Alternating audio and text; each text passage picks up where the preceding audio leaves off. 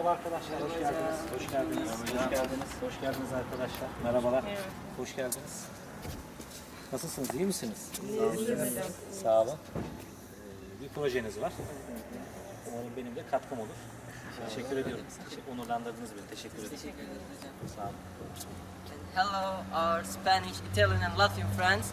Now we are in front of the building of Bahçeşehir College and we are going to meet with Deniz Kral. Deniz Kral is the sport coordinator of Bahçeşehir College and also he was a famous footballer in Turkey. But now, yeah, as you know, he is a sport coordinator and the coach of this school. He left the football because he got injured. And now we have some questions and we will ask to him and let's go and see.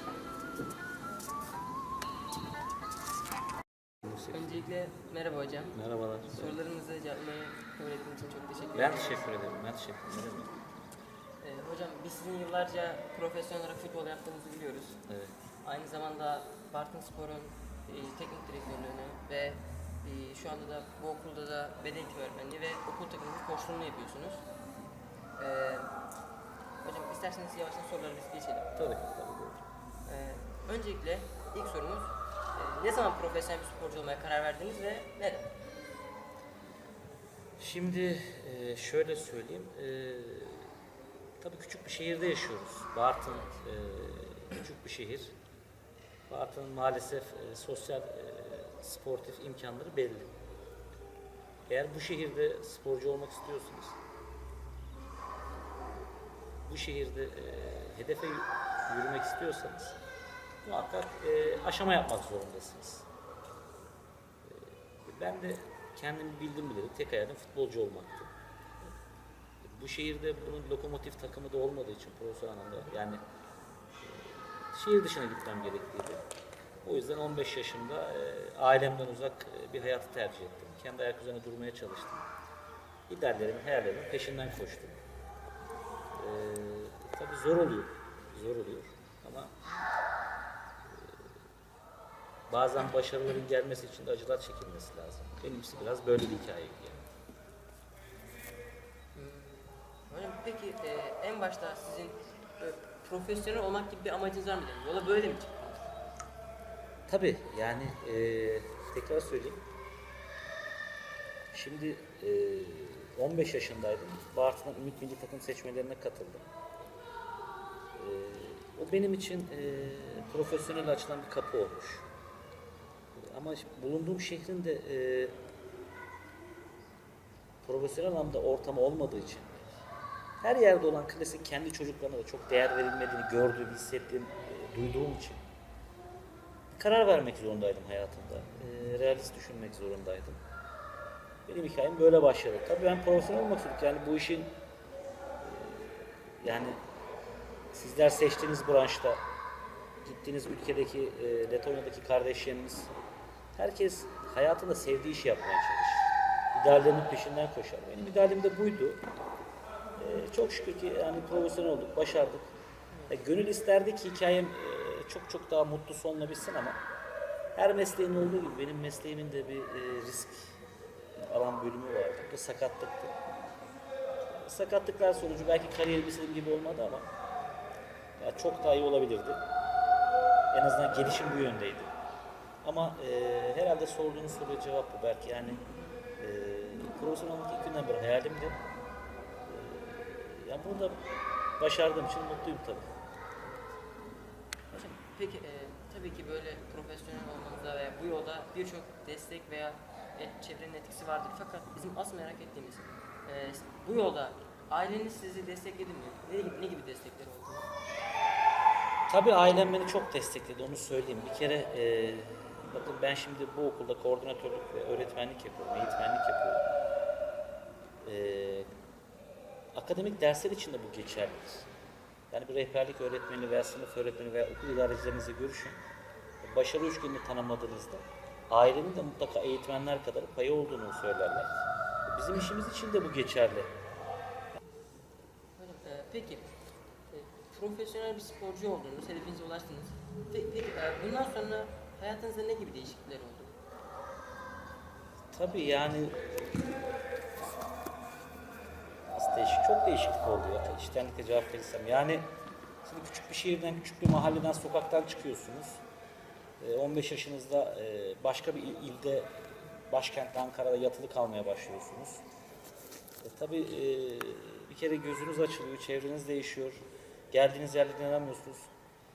İlk zamanlar zordu ama daha sonra para kazanmaya başladıkça, profesyonel oldukça hakikaten sosyal ekonomik çevrem de değişti. Yani atanmışlarla, seçilmişlerle rahat diyaloglarınız başladı. Geri dönüyorsunuz söyleyin, yaşadığınız yer, herkes sizi tanıyor. Artık ekonomik özgürlüğünüz var. Belki internet çağında değildik o zaman 90'lı yıllarda. Ama en azından herkes haberdardı. Gazeteler daha çok takip edilirdi. Haberler daha çok takip edilirdi. İnanılmaz bir çevre getirdi. Kendi paramızı kazanmaya başladık. Tabii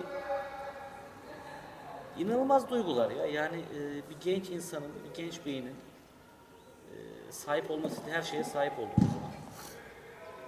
Popülarite buna sayabilirsiniz. İnsanın özgüveni artıyor böyle durumlarda. İnsan kendini önemli hissediyor, değerli hissediyor. Çok büyük değişiklikler oldu diyebilirim yani belki. Çok büyük değişiklikler oldu.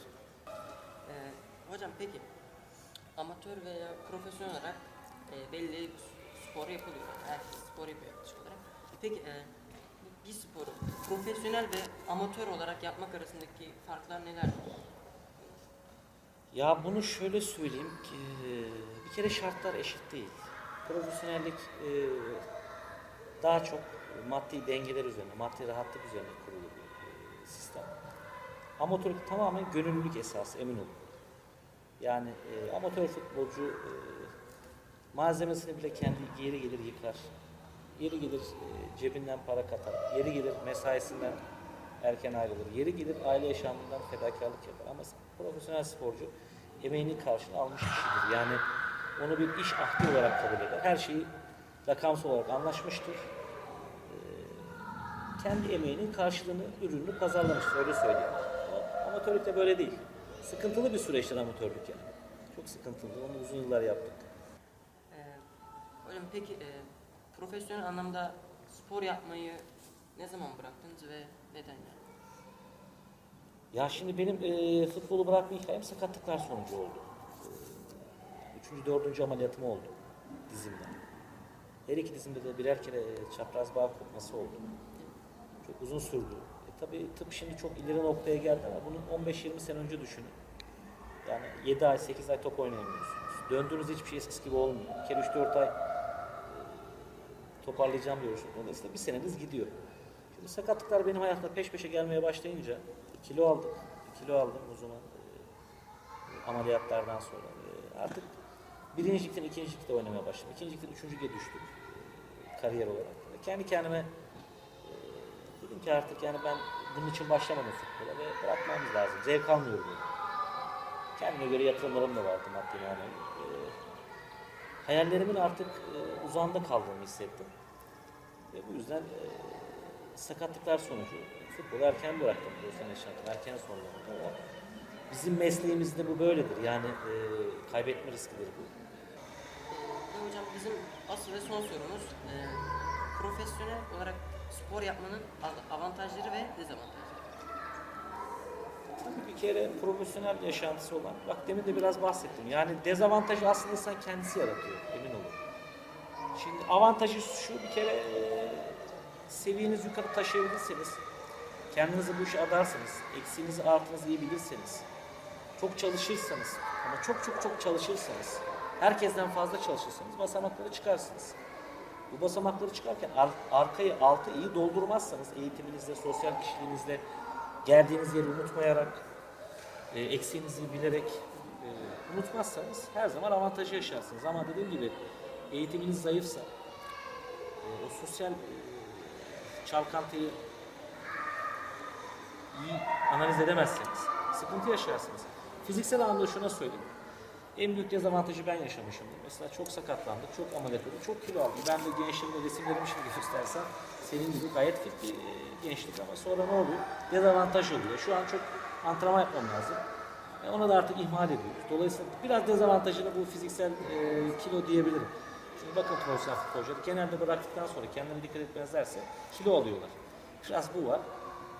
Şu günlerde aşırı hissettim. Onun dışında tamamen kişisel şeyler bunlar belki yani kendinizi nasıl yaşamak istiyorsanız, neyi hayal ediyorsanız. Çünkü hakikaten yani Allah öyle bir şey sunmuş ki insana. O yolda bulunuyorsan, onu çok istiyorsan, onu çok çalışıyorsan. Şimdi sen bir de şu var, bu göreceli bir kavram. Sen çok çalıştığını düşünebilirsin ama ne kadar çok çalışıyorsun? Senin aynı kulvarda yarıştığın insanlar da çok çalışıyor belki. İşte sen o yüzden herkesten fazla çalışacaksın. Kendi eksiğini bileceksin. İster akademik anlamda, ister spor falan, ister işe, ister politik hayatında. Herkes kendi artısını eksiğini bilecek. Kendisinin devaynasını görmeyecek. Hedefi doğrultusunda fedakarlık yaparak yaşayacak. Bunu öğrenecek. O zaman gerçekten başarılı bir insan yani. En azından ben öyle gördüm. Hocam sorularımızı cevapladığınız için sizlere çok teşekkür ederim. Ben teşekkür ederim. Letonya'ya gidiyoruz galiba. Buradan tüm Letonya'daki bizi izleyen herkese teşekkür ediyorum. Türkiye'den selamlar Bartın'a.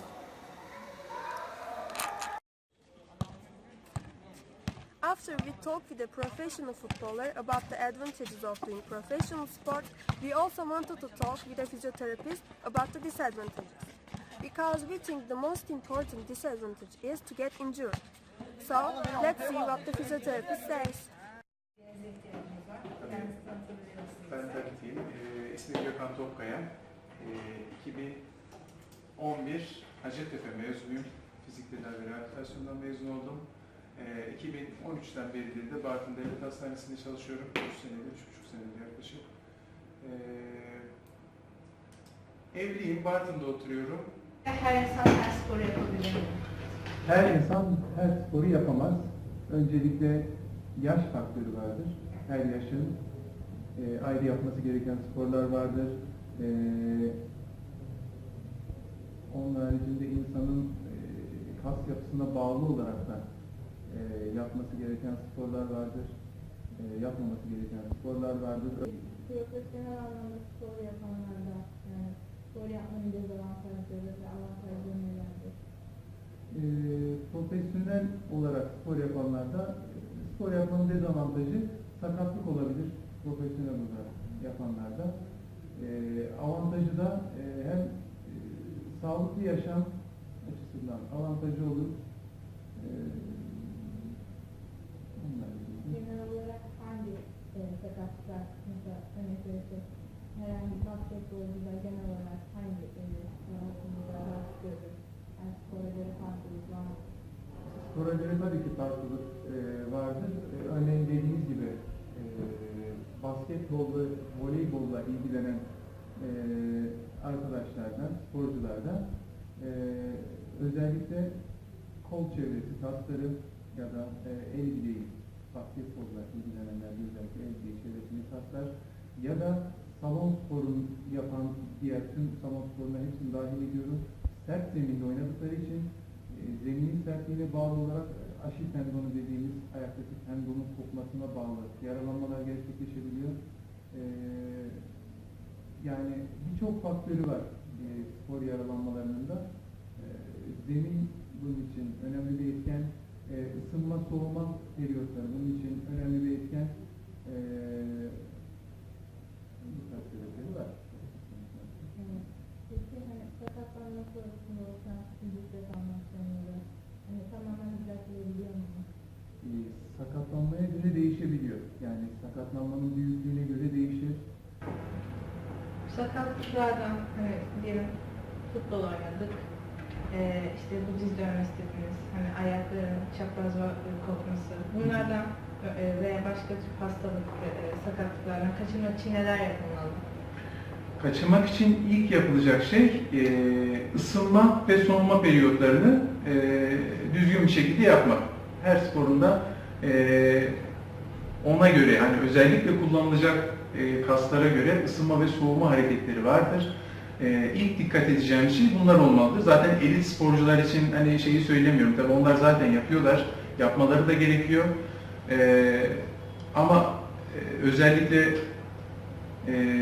elit sporcu olmayıp da hani normal bir şekilde sokakta basketbol veya futbol işte bir şeyler oynayan arkadaşların özellikle dikkatli olması gerekiyor çünkü hiçbir şekilde ısınma periyodu bir şey yapmadan direkt başlanıyor genellikle oyunlara.